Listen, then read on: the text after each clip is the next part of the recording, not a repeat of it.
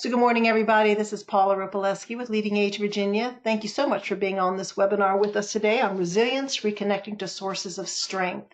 Our speaker today is Gigi Amato. She works with the College of Health Professions Gerontology Department, and she's working on, I can't remember which degree she's working on down there, but she can tell you that. So I welcome Gigi. Hi, good morning. Thank you, Paula, thanks for offering me the opportunity to be with you today and talk together with everyone on the webinar about resilience. As Paula said, my name is Gigi, and I work as a research coordinator for person-centered trauma-informed care at the VCU Department of Gerontology. And I'm also kind of in like the last leg of my PhD program, trotting up to dissertation time, and hopeful that I will kind of really complete this journey and, get back to the business of not being a student anymore.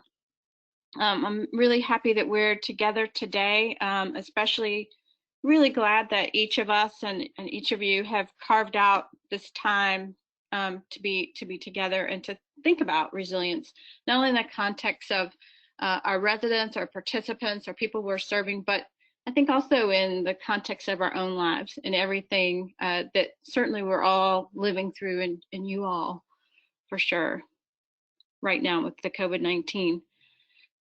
Here's what I hope in the next hour, that what we'll do is think together about how to define resilience from a holistic perspective. Our vagus nerve is a really important part of that resilience building and stress regulation. So we'll talk a little bit also about the vagus nerve. I hope will give each of us some opportunities to identify and think about sources of our own resilience and strength. And then we'll also learn some basic kind of ideas and practices that we might be able to incorporate into our own resilience building practice. But before we kind of dive into research and content, I'd like to just invite you to take a minute just to kind of come into this space.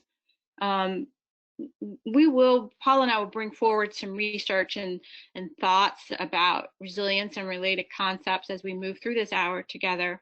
But because you've set aside this time during your day, I'd like to really invite and encourage you to think of this next hour as your hour, a time for you to kind of just step out of whatever is pulling at you and worrying you and tugging at you from outside of the doors or the room or the space that you're in. And maybe just start by, if you would, just kind of notice how your body feels this morning, how the effects of the day or the week are showing up in your physical self, and maybe take a minute to do anything you need to do to become more comfortable. Something as simple as just rolling your shoulders back a little if you notice some tension in your neck or your shoulders, coming into a more comfortable seat, maybe just lengthening through your torso so that you're nice and long and giving that spine a little mobility. If you're thirsty, step up and grab a drink of water. And anytime during this hour, if you notice something that you need to do to make yourself more comfortable and easeful in your body and in your space, I encourage you to really use this time in that way. So I'd also like to invite you to call to mind something or someone that is really bringing you joy right now. As we talk about resilience, it's hard to not also talk about adversity, because without adversity, there's nothing to bounce back from. And we're all really living in that day in, day out kind of adversity and exposure to stress right now. So I'm hopeful that there is something or someone that's bringing you joy. And so I'd like you to call that to mind. Just really take a second and visualize that. Bring that image of joy in your life right now into the forefront of your mind. Notice the details.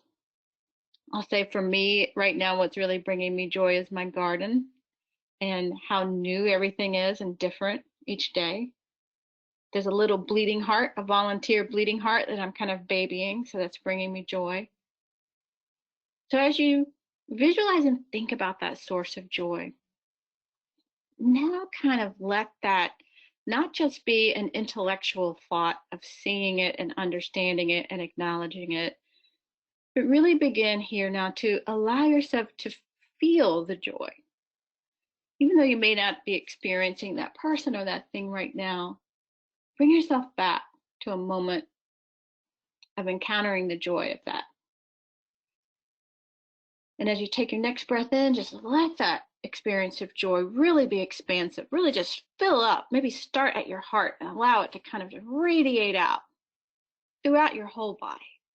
Maybe that source of joy also causes a smile to come to your face. Now just hold that for a second. And as we start to kind of talk about resilience, maybe there will be other moments of joy that come back to you, but just know that at any time during our day, if we can step out of the current, and that's the hard part, right? Stepping out of the current. But if we can step out of it and just know that there are places and times we can really call to mind these experiences of joy and reconnect with them in the moment, even for just 20 or 30 seconds, that's one way that we can build our resilience. So again, I think that it's important to acknowledge that resilience is not a standalone kind of skill. It comes from hardship. Without the hardship, without the adversity, without the suffering, we don't have resilience. This is born from the difficulties of life.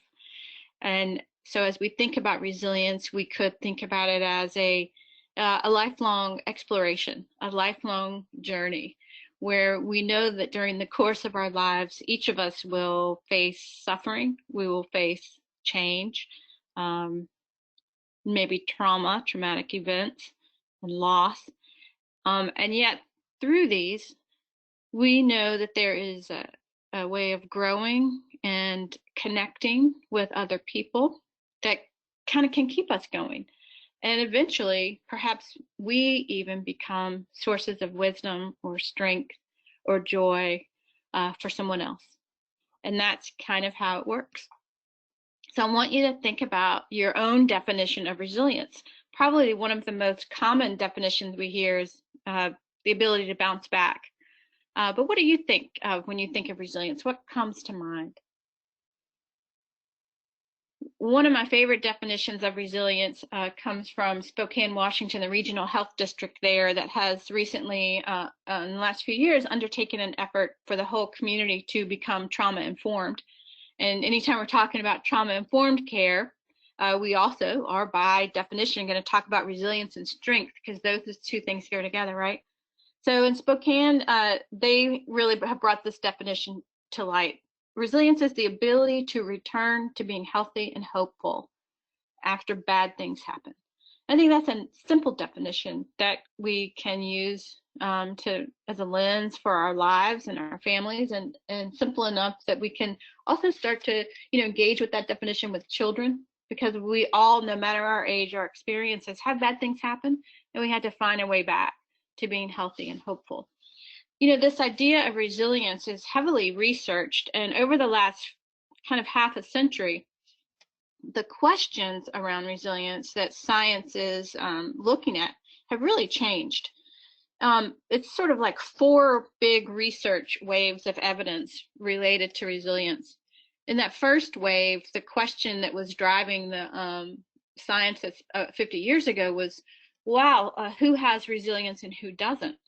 And there's some bias in that question. Most of the researchers who were looking at resilience 50 years ago were white, and really that lens of who has it, who doesn't, was coming from probably a place of a little bit of implicit bias, and not necessarily recognizing that the full scope of resilience is a holistic experience that everyone experiences differently. Just like when we think about loss and grief and suffering and trauma, those experiences are very diverse. We're all going to experience adversity differently, and that's the same with resilience. You and I could have a similar or exact same experience, that experience might unfold very differently in each of our lives. Resilience works like that as well. And so we could, if we think of ourselves, just like, I know that the folks on the phone, all of you, whether you're working in a nursing home community or an area agency on aging or adult day, one thing we can say about the broader aging services network is we've all really been trying to immerse ourselves for decades now in this idea of person-centered approaches or person-centered care or person-centered thinking. And we know that person-centeredness is holistic, that we can't approach one another as a set of symptoms or diagnosis or just what's wrong with our bodies, because at every moment of every day, we are all made up of our mental selves or our psychological selves, our physical, biological selves, our spiritual selves, and our social selves. So just like a person-centered approach is holistic in this way, you could say it's biopsychosocial, spiritual. Resilience is that way as well. And so if you think about your own lives, or maybe if you think about a participant or a resident who you are particularly close to in your work, you might recognize that their resilience may come from, someplace different than someone else's. For some of us, our social health or our social connections are our strongest sources of resilience.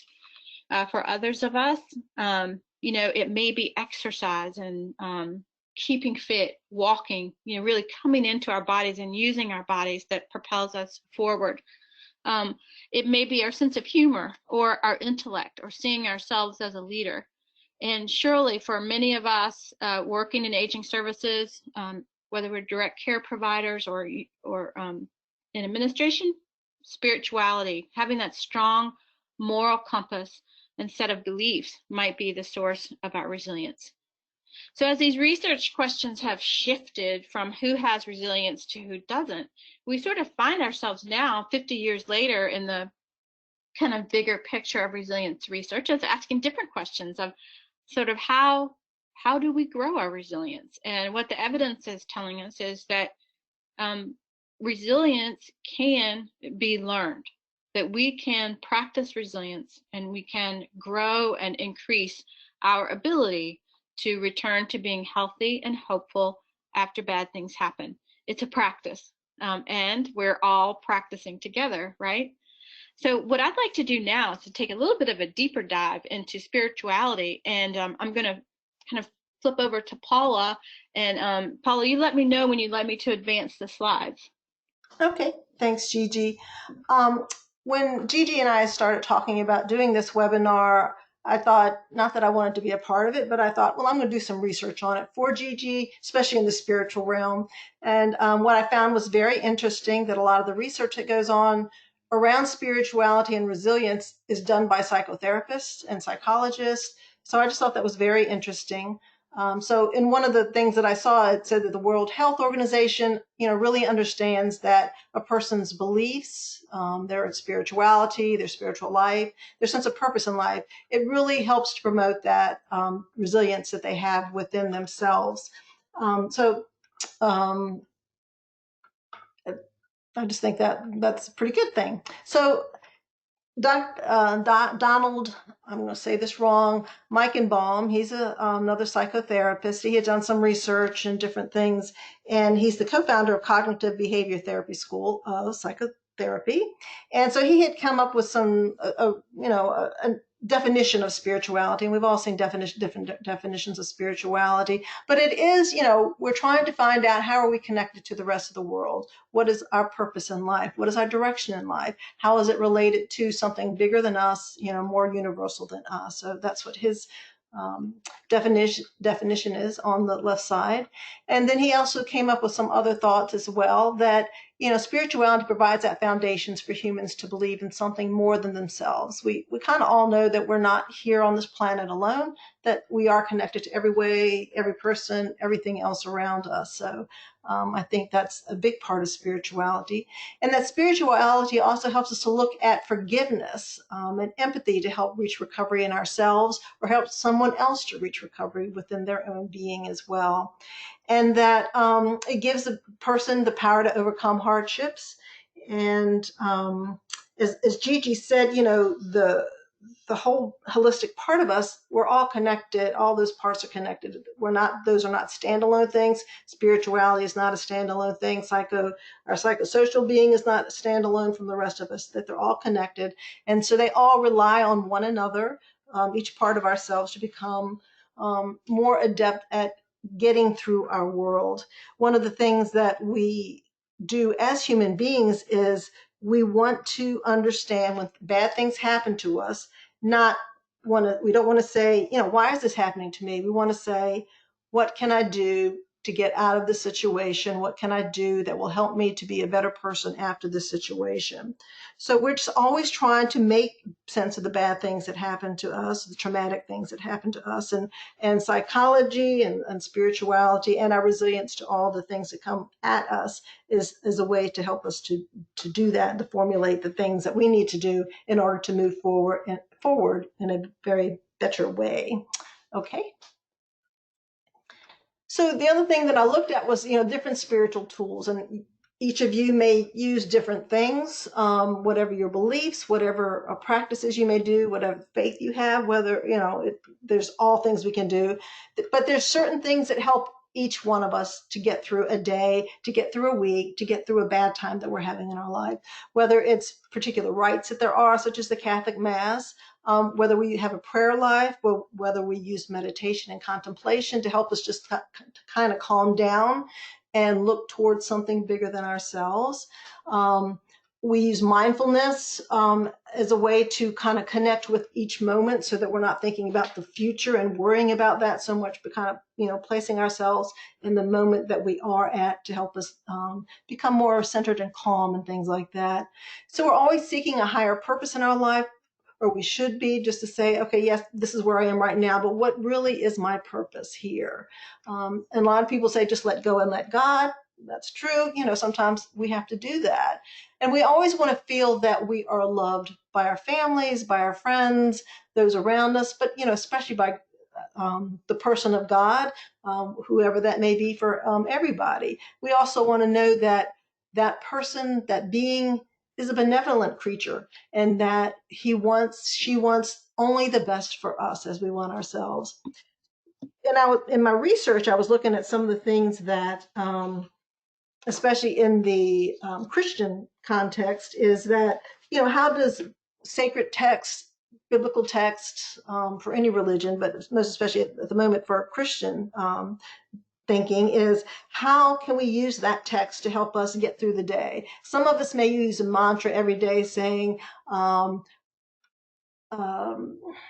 course, now my mind goes blank, helping, God will help me through all of this, things like that. But if we look at the different texts, whether it's from the Old Testament, the New Testament, whatever, we can see that while there may be some bad experiences that the Israelites go through, there are also the good things that come out of it, whether it's the story of Joseph in the Old Testament in Genesis. So his brothers, threw him into the pit, then sold him to these people who took him away. He had a hard life to begin with.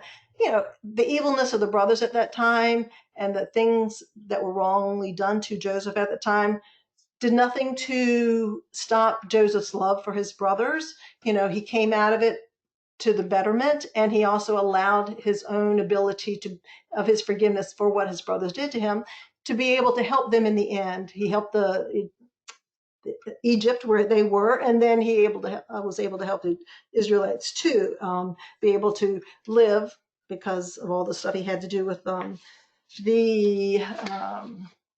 what's it called, the gardening and all that kind of the food situation that there was. But he also gave a home to his brothers and their families as well when they were sent away. And in the book of Psalms, every emotion that we can feel is in that book of Psalms, written by David and other prophets as well, that it allows us to know that we can have those emotions. And in those emotions, we can, kind of figure the way out through life and say, okay, well, I may be thinking this, maybe feeling this right now, but later on, what will it feel like to me later? How can I then change the way I am through just reading these Psalms and listening to what they say to us and how we can relate to them in the same way? And especially in the New Testament with Acts of the Apostles and the letters that Paul wrote to Timothy and the Philippians and all of those, it shows Paul had a horrible life after his conversion. He was exiled. He was beaten in his imprisonments, imprisoned several times. He never gave up his faith. He always said, there's something bigger than me. God is bigger than me. I believe this is my purpose in life, is to make the gospel known to other communities. And so I'm going to continue to do that. He never gave up his joy for life, even in the midst of all the struggles. So those are things that we can look at, as I said, whether we're Christians or whether we're any other faith, that, can look at the sacred text and go, this is what happened to other people, and I too can get through at that point. Okay. So in my research, I said I was looking at who was doing research on spirituality and resilience, and of course it was a psychotherapist. So they talked about different ways how spirituality is then connected to psychotherapy. They say that we're all on a journey, and if you're not with a therapist now, they can help you kind of steer us through that journey that we're on, whether it's a good journey or a bad journey, whatever. And they can help us to see that the bad times, the trauma, that we can eventually adapt to those things that are happening around us. And, we're all doing that right now in this time and place.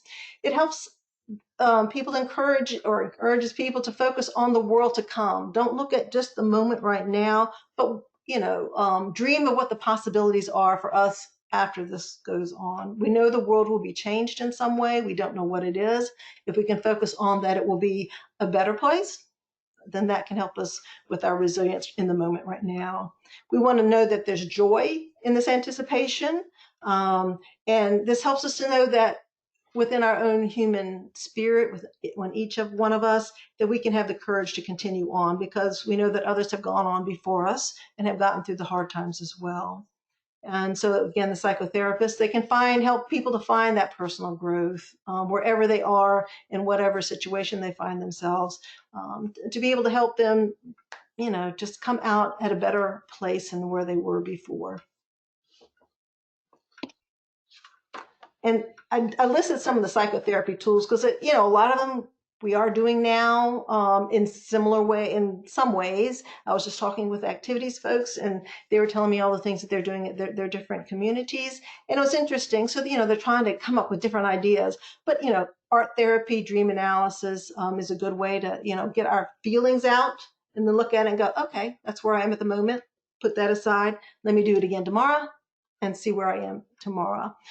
We can also look at our families. One of the things that I know Gigi had on one of her other slides earlier was talking about our biological feelings, but it's also who are our ancestors? How did our ancestors get through the situations that they did? And, we are a part of those ancestors, and they would be proud of us to be able to seeing the way we are going through the situation. It's a very difficult situation for everybody, but we're using that resilience, those our own tools that we have found within each of our own selves to be able to move forward. So they would be, we can look at that and say, hey, they would be proud of us in this moment. You can look at different stories. You can look at different analogies and metaphors and kind of just figure out again, like the sacred texts are, these things people have gone through, whether they're true life stories or just, as I said, analogies or metaphors. They can help us to say there can be something better for me and for you, and how can I work my way through this journey that we're all on, and how can I help to make my situation better and other person's situations better as well. Hey, Paula, just thank you so much. That was terrific. And I want to just pause for a minute and think a little bit about these tools where we've got them labeled as psychotherapy tools, but to your point, many of these are tools and activities like art therapy and storytelling and connecting through story and sharing that are happening that we're all using right now, whether we're working in nursing home communities or area agencies on aging or adult day centers, trying to kind of stay connected with the people in our community. And I think that if I can spend just a minute thinking about the Area Agency on Aging Network, I know all around the state, area agencies on aging are doing an enormous job of trying to use tools like these, and both that are technologically oriented and that are kind of old school, like having children draw pictures and send cards and letters, out to elders when their meals are delivered. But I think the point I hear so often, and I'm thinking it's probably the same within nursing home communities, is that this type of resilience building activity, whether it's, sharing, cards and pictures and things like that, it's not a one-way effort. What I'm hearing from the Aging Services Network is that's coming back twofold from elders in the community who are not only expressing through gratitude, being connected with, but are also kind of acknowledging, we know we're going to get through this. This is going to pass. That kind of cliche thing we say, this too shall pass. So I'm seeing that our elders are certainly sources of resilience and strength and courage for many of us working in the long-term care network right now. And so I think that this is such an opportunity to start to tell the stories, even if you're just doing that in your own practice of keeping track and writing the stories. I received a poem that was written by an elder in Culpeper about the COVID virus, and just encouraging the community to kind of overcome it and be together. So all of these acts, our desire to make art and to make story and to talk and to tell and to write poetry and listen to music, those are not pieces to be trivialized. Like, that is the healing, right? That connection to each other through art, that is the healing, that is the treatment. And so those activities, whether they're guided by a psychotherapist or an activities director or a case manager or a social worker, those activities are resilience building for us and for the folks that we're serving. So I want to return to this idea that we can build our resilience, that the ability to return to being healthy and happy and hopeful after bad things are happening is an opportunity for all of us. That is in no way meant to negate or minimize the very real suffering that is happening all around us and within us. I think I heard last night that 20,000 Americans living or working in nursing homes have succumbed to coronavirus.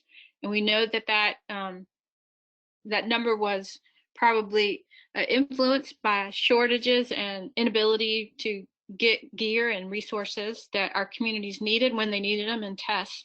So that's very real, that adversity and that trauma that you have all lived through and are living through, and that we all are.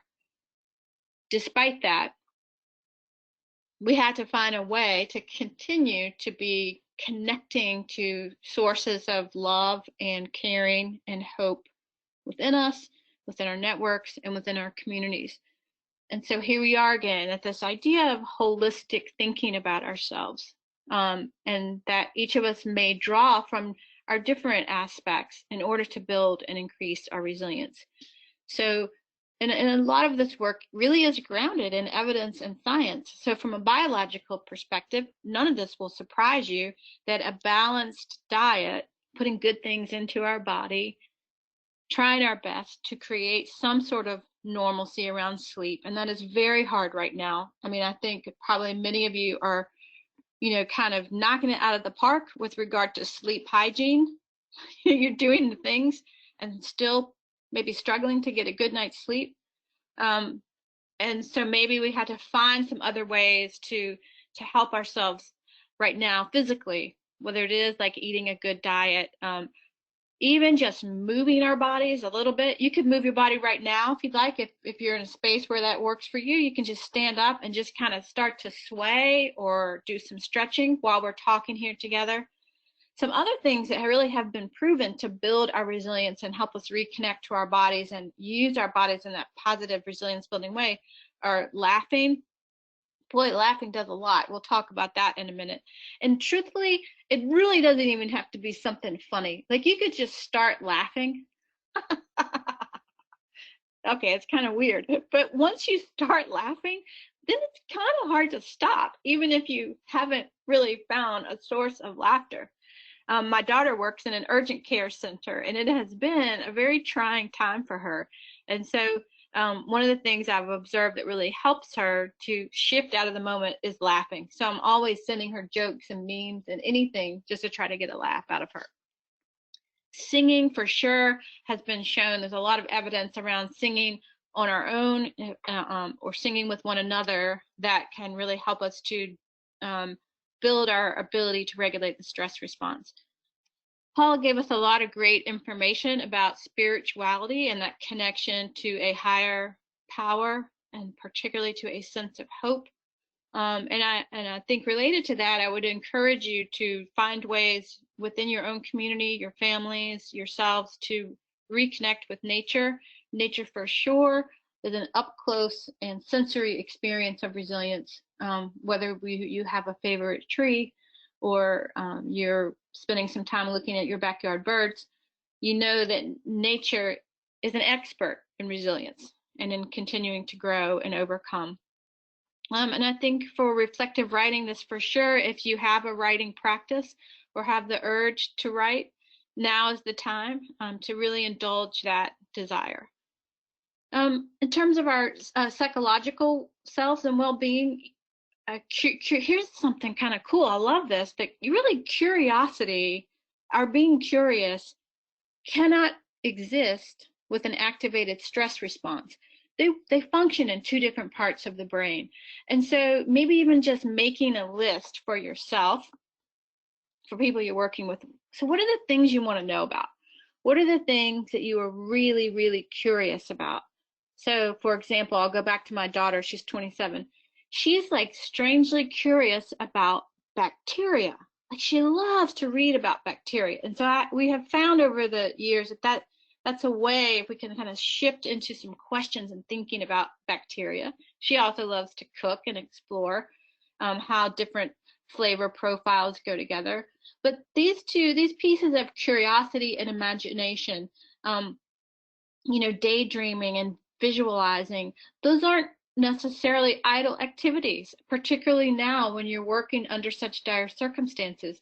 If you can allow yourself to be curious, to indulge in a few minutes of imagining something amazing, imagining something new, that's doing a wonderful thing for your brain, right? It's shifting you out of the current, shifting you out of the stress response, and building a new practice.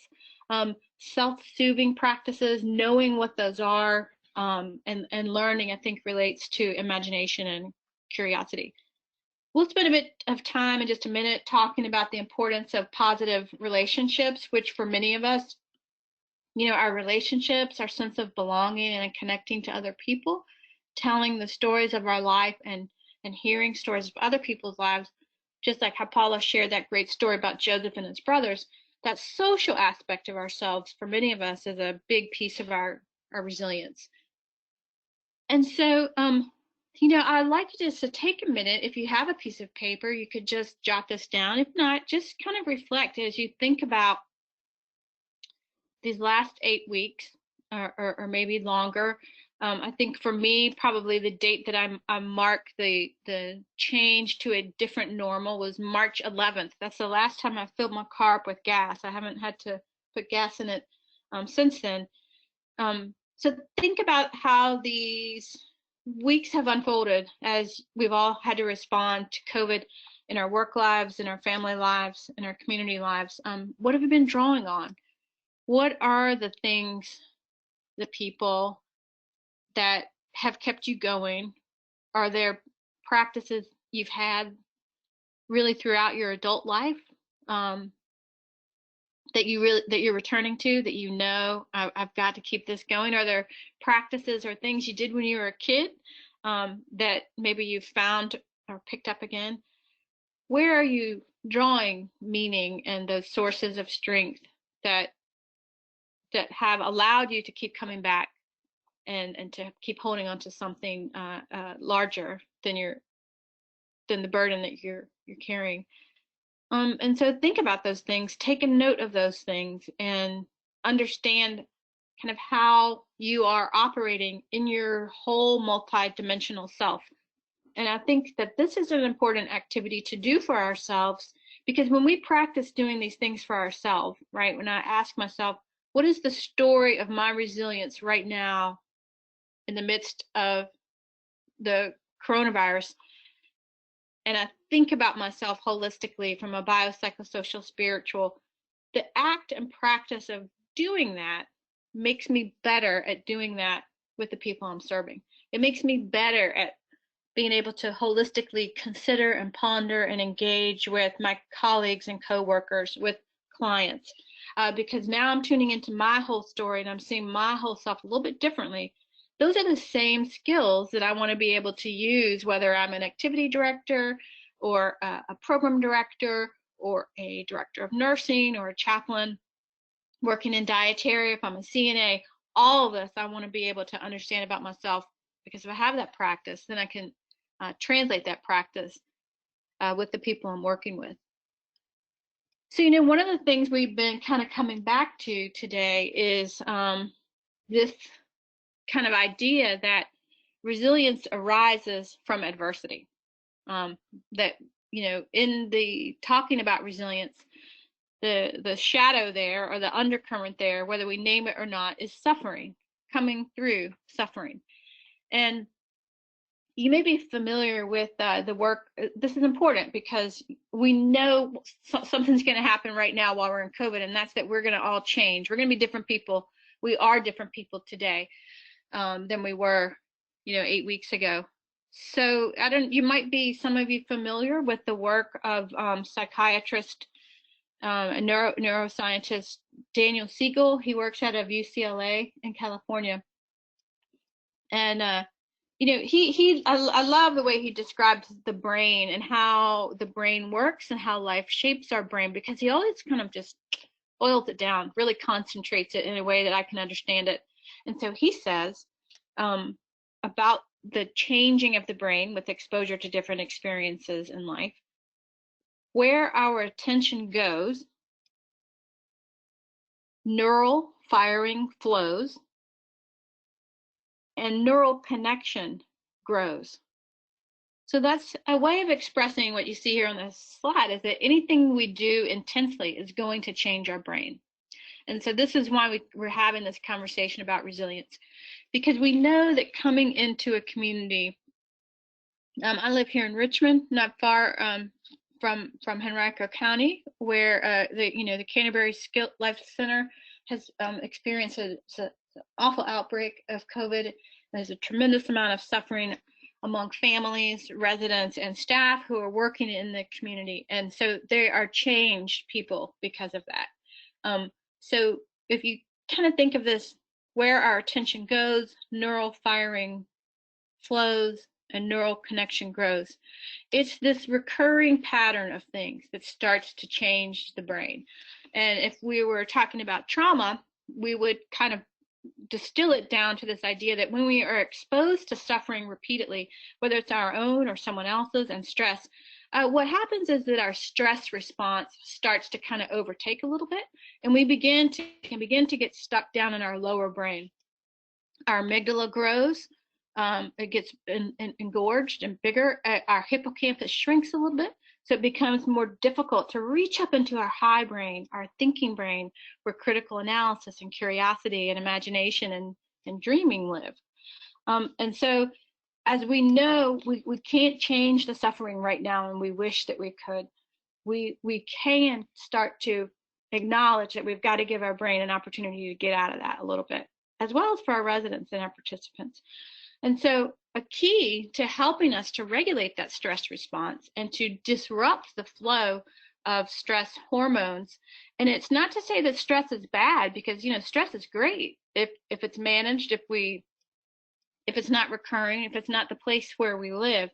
When we go to the gym and do, or in our garage and do bicep curls or squats or whatever, we are stressing our muscles, and then we're giving them a period of relief. And it's in the period of relief that they're growing. So the stress response is a great thing if we have some relief. If we don't, it becomes problematic for us. And the vagus nerve, in Latin, vagus means wandering. So the nickname for the vagus nerve, and we all have it, the nickname for the vagus nerve is the wanderer. And you can see the vagus nerve in this image. It's not really gold in our bodies, I don't think, but Wouldn't it be cool if it is? It's so pretty. I love this vagus nerve in this picture. And you can see this thing is giant. It starts in our low. It's really two nerves. It's part of our autonomic nervous system. The vagus nerve is part of the parasympathetic nervous system. And its job, as you can see, it's spanning the body here.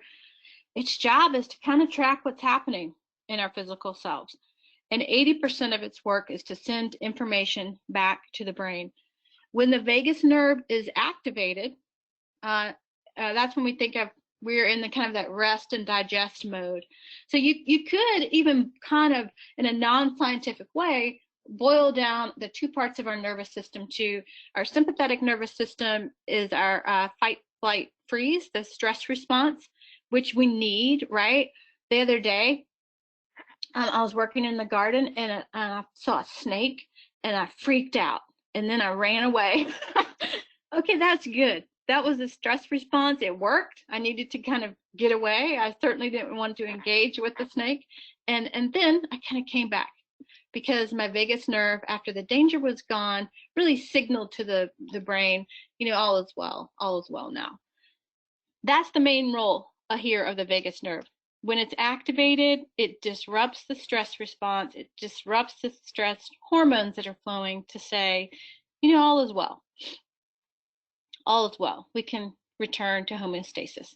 And so you can see from its spanning of the body how it's gathering information from throughout our bodies.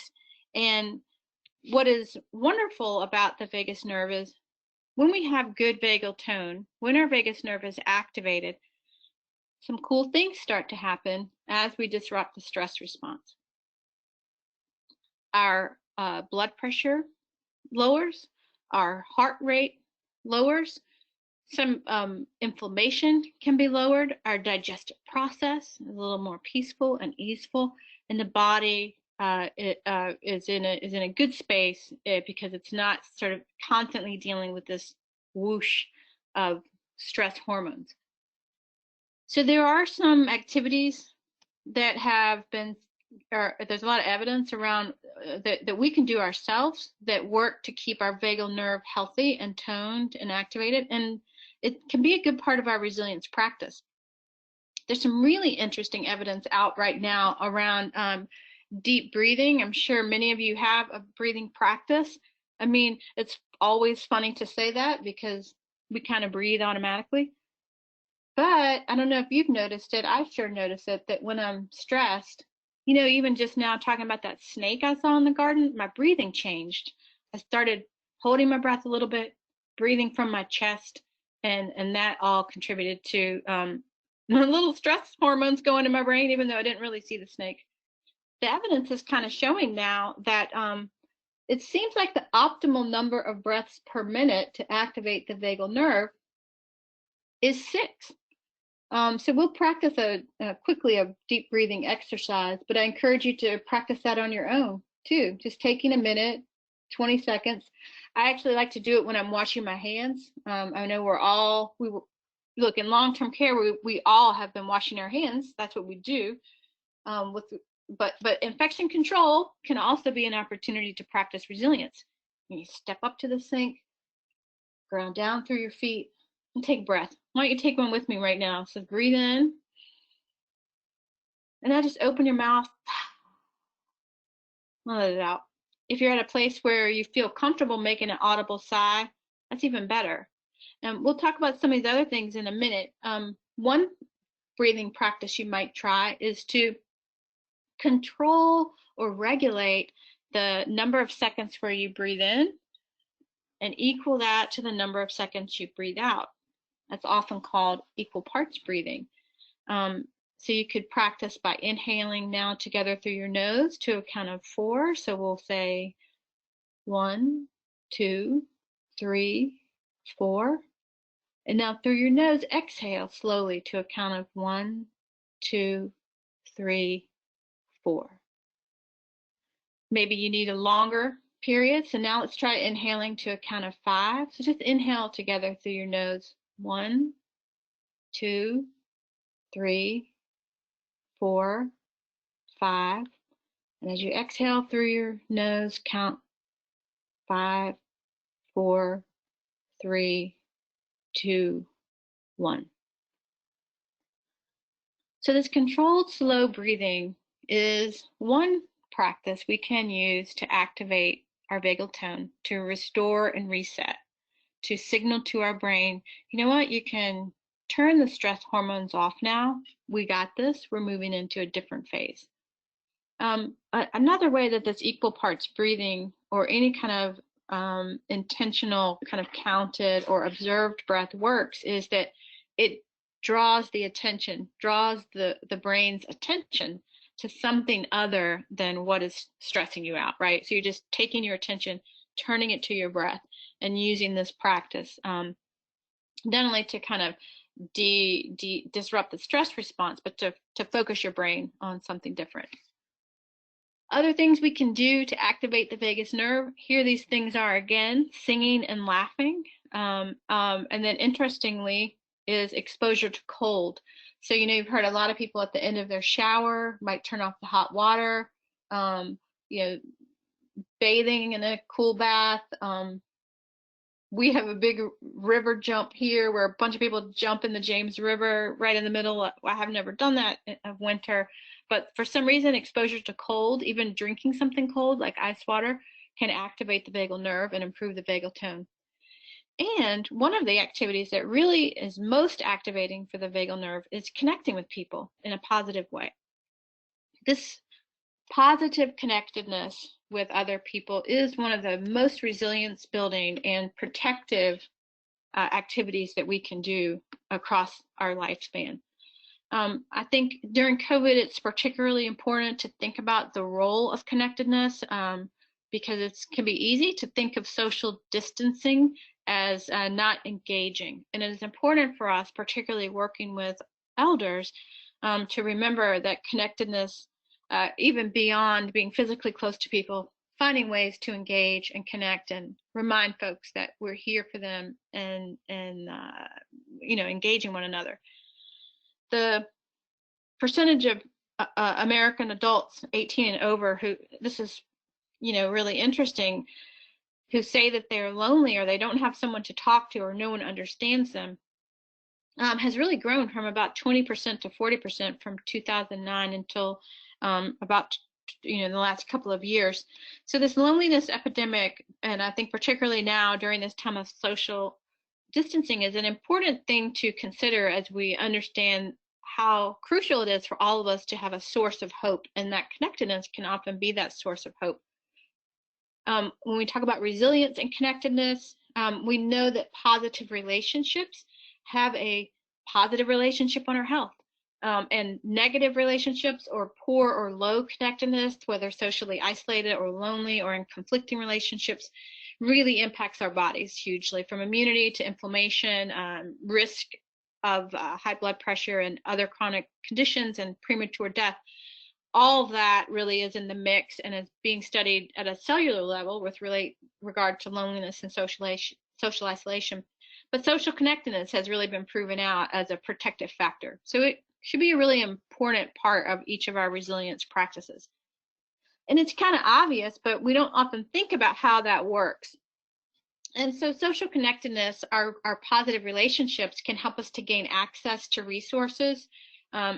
Importantly, you know, when you think about, I don't know, I'm hoping all of you are really experiencing encouragement and gratitude and from this is a really hard time, and I hope you're feeling encouraged and that your connections are saying, we're here for you, we see you, and we see what you're doing.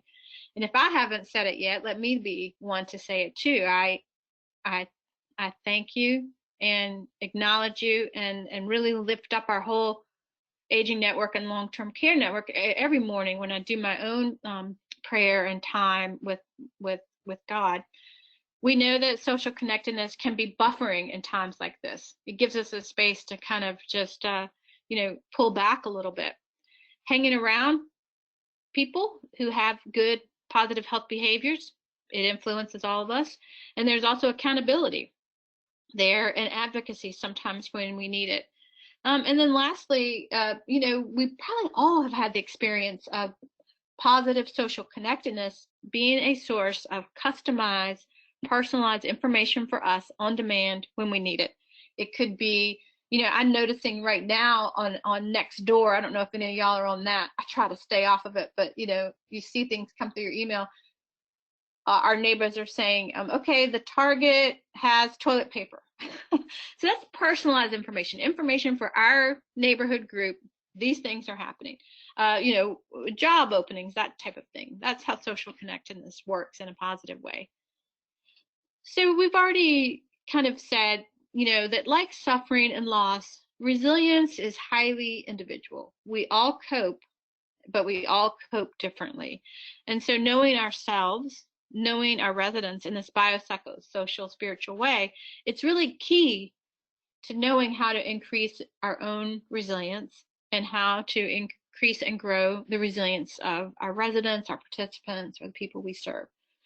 We all adapt and cope differently, but we all have strength.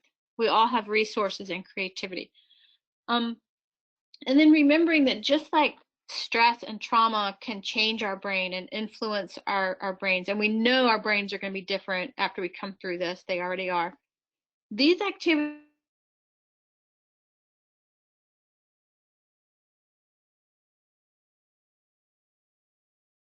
of joy, curiosity, love, experiencing caring, those connections.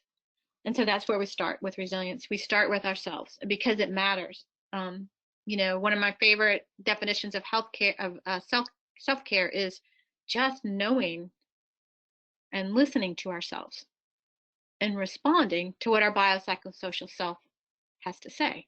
That's it. Certainly getting our nails done might be part of that, or taking a walk, but the act of self-care, to take the self out of it, the act of care, whether we turn our attention to ourselves or those around us, the act of care begins with listening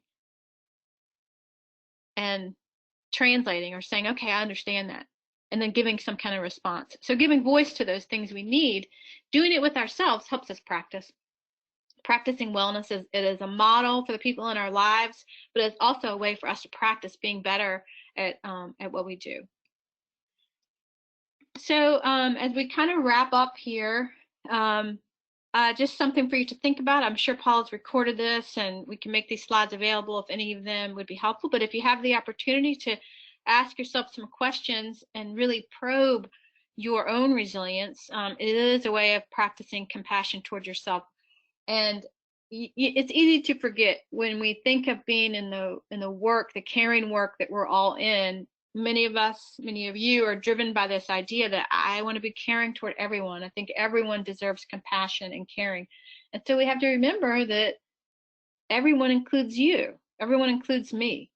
Everyone includes ourselves. It's not, well, I think everyone deserves caring and compassion but me.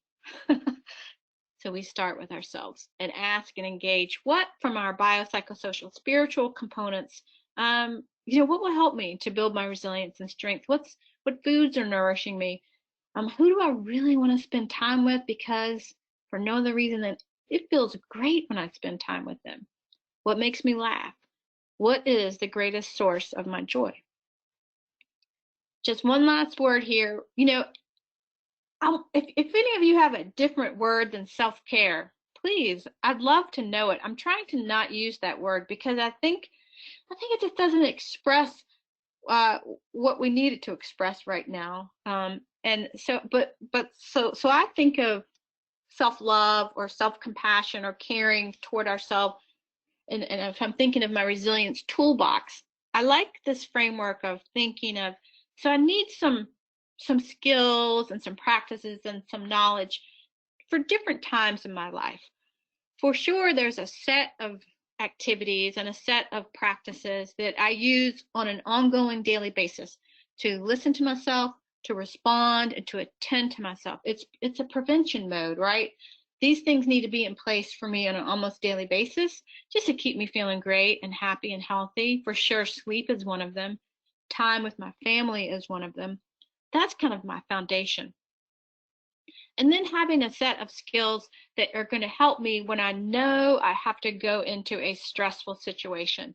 So I think of those as secondary skills, kind of recognizing in advance whether it's, a meeting we dread, whether it's I've got to go back into the testing site today, whether I know today, this is something from, my daughter, I know today I have to call 80 people to say that their COVID test result is invalid.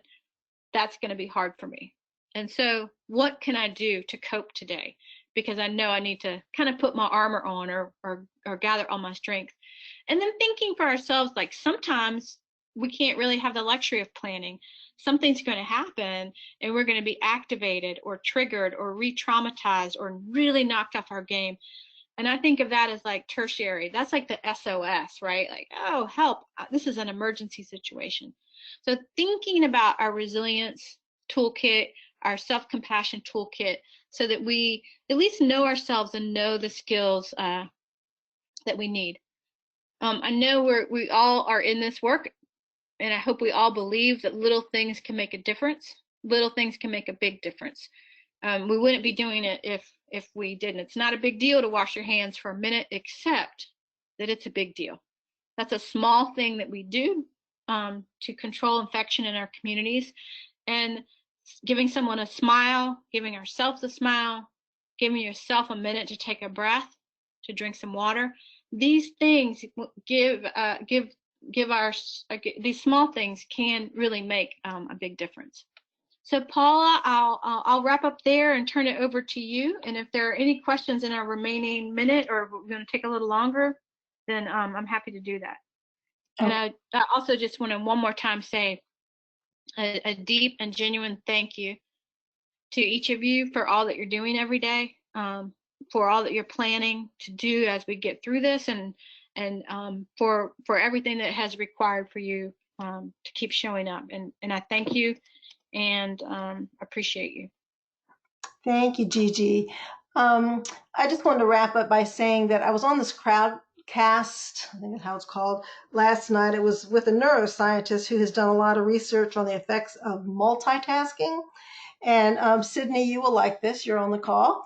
He said that the best way to ground yourself, like for resilience and to get out of that multitasking and just focus on one thing, is your connection to nature. So Sydney, I know you do a lot of gardening, as I'm sure all of y'all do.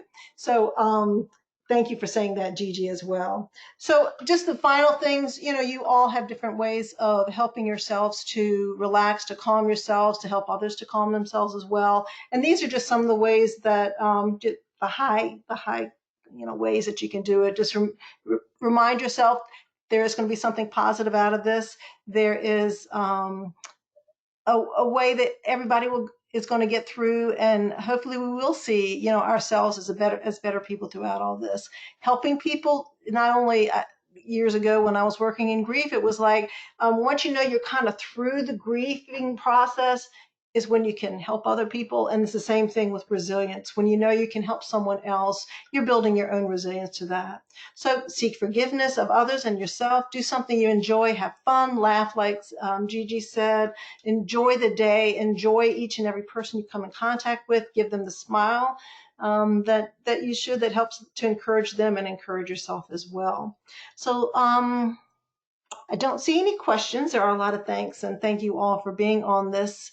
So thank you again, Gigi, for this wonderful information. And yes, we will, as I said, we will have this on our website, and we'll get you out some handouts as well from this. So thank you all. Have a good day.